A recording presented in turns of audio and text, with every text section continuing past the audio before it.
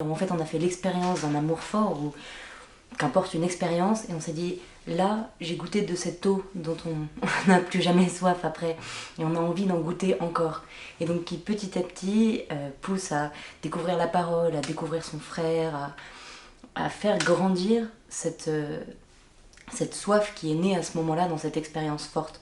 C'est vrai que nous, on a fait l'expérience par la famille de recevoir quelque chose en fait. Et on n'a pas reçu un enseignement à croire, on a reçu une expérience dans la liturgie. On a vécu quelque chose ensemble, et on s'est aperçu que c'est ça qui soudait notre communauté, mais aussi bien de famille que communauté plus large, parce qu'on avait vécu ensemble quelque chose qui nous dépassait. Je me rappelle très très nettement l'impression forte qui a été la mienne lors de la première célébration du Triduum pascal. C'était la première fois que j'étais saisi par le fait qu'il y avait là un moment au cours duquel il se passait quelque chose. On avait rendez-vous avec un moment extraordinairement riche. Il y avait ce mouvement vers la résurrection. On avait vraiment le sentiment de le vivre, de le traverser. Alors c'est là que j'ai compris, du moins je crois, ce que signifiait le mot de liturgie. Et après je me rappelle avoir été frappé par une autre chose. C'était une oraison qui est au missel romain qui dit « Chaque fois qu'est célébré ce sacrifice en mémorial, c'est l'œuvre de notre rédemption qui s'accomplit. » Et je comprenais que chaque fois qu'on rompt le pain, qu'on partage la coupe, on rappelle la mort du Seigneur. On la rappelle parce que c'est le signe de l'amour vrai, mais on la rappelle pour nous nourrir de sa vie. Et la liturgie, pour moi, c'est ça. Et au fond, quand je repense à mon parcours, avec les frères, mais aussi avec Ecclesiola, je me dis que c'est ça qui a toujours habité finalement notre préoccupation, célébrer.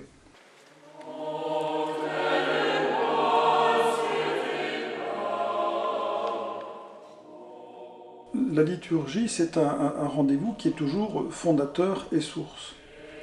Fondateur et source de quoi? Me semble-t-il essentiellement de relations.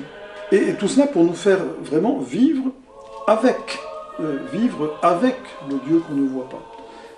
Et cultiver avec lui on peut le dire, une amitié. L'agapé, c'est ça. C'est sans doute la dimension la plus importante quand même en Église, parce que l'Église, elle est composée de frères et de sœurs. Et c'est extrêmement transversal. C'est-à-dire que si on prend par exemple les parents et les enfants, ben, à un moment ou à un autre, il faudra bien qu'ils se découvrent frères et sœurs les uns des autres. Dans l'Ecclésiolage, je l'ai beaucoup trouvé. On ne s'est jamais posé la question, c'est assez frappant, d'une dialectique claire, laïque, prêtre, pas prêtre. Non, on se retrouve et lorsque vient le moment liturgique, par exemple, puisque c'est là que c'est le plus marqué, ben, chacun trouve sa place, occupe sa place pour que le tout fonctionne. Le mot ecclésiola signifie petite église. On pense à une communauté de foi qui finalement rassemble des hommes et des femmes qui cherchent ensemble le royaume et qui le cherchent par l'écoute fervente de la parole de Dieu. C'est-à-dire une écoute active en d'abord la célébrant, mais aussi en prenant le temps de la lire et de l'interpréter. C'est un mot important, de l'interpréter pour la garder, la faire sienne et la mettre dans sa vie. Il y a un passage dans l'Évangile où quelqu'un va vers Jésus pour lui demander un avis. Et Jésus lui fait une double réponse. Il lui dit « Qu'y a-t-il d'écrit ? Qu'y a-t-il d'écrit ? Que lis-tu » Et tout est dit là de la lecture fervente. Il y a ce qui est écrit et il y a ce que je vais lire, c'est-à-dire ce que la parole va me dire au fur et à mesure de mon cheminement, au fur et à mesure aussi de mon enrichissement de la parole.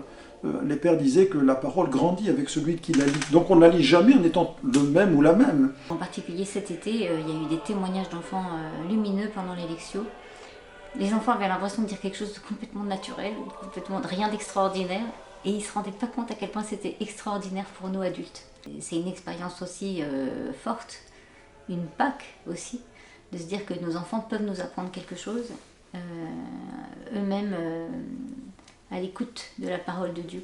Et la famille, c'est une belle idée notamment que Ecclésiolate porte, que cette petite cellule domestique, elle dispose de tout ce qui fait la vie de la grande Église, à l'extérieur d'elle-même.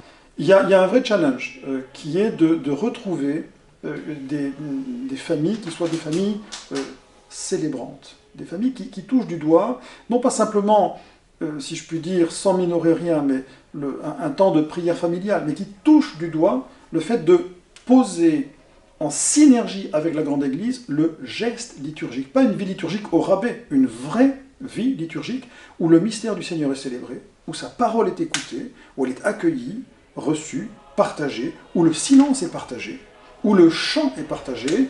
Là, toute l'église est là. Mais de la petite cellule au grand corps, c'est la même vie qui se décline, c'est la même réalité qui se décline, c'est la même affinité avec Dieu et amitié avec Dieu qui se décline avec Dieu et entre nous. Une intuition particulièrement intéressante de la vie chrétienne a été cette idée de vigile. C'est né déjà dans un contexte terrible.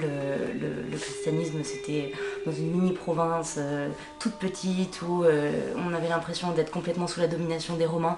Donc déjà, c'était dans un contexte catastrophique. La mémoire des fils d'Israël et donc notre propre mémoire, nous savons que le jour commence la veille. On ne peut pas dissocier la vigile de l'Eucharistie dominicale, et c'est ce lien profond entre la vigile et l'Eucharistie qui va donner toute l'épaisseur à la célébration du dimanche, qui ne se résume pas uniquement à ces moments liturgiques, mais ouvre à une liturgie vécue, à une liturgie qui respire avec les rencontres que l'on pourra faire dans ce temps, qui est un temps de repos et qui est un temps d'écoute des uns et des autres pour célébrer ensemble la joie de la résurrection. On est là déjà pour porter un message, c'est pas on va transformer le monde avec un programme en 5 parties, 5 sous-parties. On veille, on se met à l'écoute d'une parole. À l'intérieur de l'église, une grande angoisse sur le fait qu'il y ait beaucoup moins de monde dans les églises et tout ça s'effondre. Mais finalement, Jésus nous apprend que c'est pas tant là l'essentiel. On veille, on est là pour dire que la lumière a brillé et les ténèbres ne l'ont pas arrêté. On est passé d'une époque où nous étions très nombreux, et c'est encore vrai dans certains pays, à une époque où maintenant nos assemblées sont de plus en plus petites. Alors on peut s'en désoler, mais il me semble que la vraie unité évangélique, l'unité de base, celle que nous a laissée le Seigneur, elle tient dans cette phrase très simple qu'il a dite, là où 2 ou 3 sont réunis en mon nom, je suis là au milieu d'eux. Là où 2 ou 3, on ne peut pas faire tellement plus vague, il n'y a aucune spécification, sont réunis en son nom, alors il est là. De sorte qu'il me semble que le fait aujourd'hui d'être moindre en nombre peut nous reconduire à des essentiels. Alors on peut désirer, et je le désire grandement, que le plus grand nombre participe de la joie qui est la nôtre d'être touché par l'Évangile, de nous laisser travailler par l'Évangile. Mais de soi, c'est pas du tout un drame d'être peu nombreux. Et si on arrive à être missionnaire déjà pour nous-mêmes, déjà pour les autres, pour cette petite église qui est notre famille, qui est le groupe de gens avec qui on se rassemble pour répondre à l'amour de Dieu, eh bien finalement, les choses vont se déployer naturellement, mais on n'aura pas la pression du résultat. On n'est jamais en train de se dire il faut que le message passe et il se mesure, et il est passé parce qu'il se mesure de telle manière ou de telle manière. Finalement, c'est plus du tout à nous de juger de cette efficacité-là. C'est une vraie liberté qui nous permet effectivement de vivre l'évangélisation et de vivre l'élan missionnaire comme étant entièrement part et non plus quelque chose de séquencé et de séparé, comme si on avait une vie de foi pour notre pratique personnelle et ensuite une vie de mission qui nous ferait aller sur les places. Non, cette vie de mission, elle est en fait consubstantielle à cette relation à Dieu que l'on vit dans l'Eucharistie et au dimanche. L'utilisation de l'adjectif petit pour contempler le mystère de l'Église peut paraître un peu contre-intuitif. On aime naturellement les grandes assemblées, on aime les rencontres qui rassemblent le plus de personnes, et puis on voit aujourd'hui nos communautés chrétiennes qui deviennent de plus en plus petites, vieillissantes, et le fait de voir cette petitesse peut nous faire peur. De fait, l'Évangile a su en quelque sorte prédire cette situation. C'était sans doute la situation des premières communautés chrétiennes, et on trouve dans la bouche de l'évangéliste Luc cette parole, qui est bien sûr une parole du Christ: ne crains pas, petit troupeau, et il suit, car le royaume t'a été donné.